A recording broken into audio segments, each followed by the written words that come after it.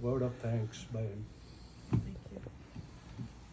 Well, Mayor Crombie, I guess we have been to many events where you have not only joined us with your presence, but we have seen your leadership grow day by day. We see a vision that you have for Mississauga. I mean, coming from Montreal and in mid-70s, coming to Streetsville or all that to what we see now. It is an amazing change. It has become a very economic drive for the whole, the economic drive for the Canada.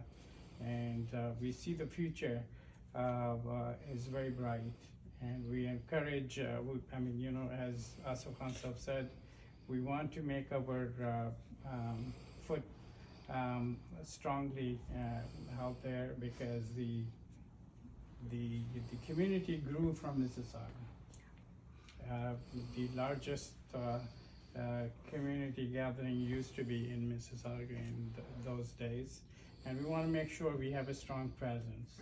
And we will be always there side by side with you in all your projects and wherever we could help.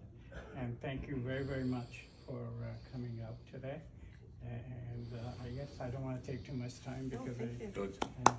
I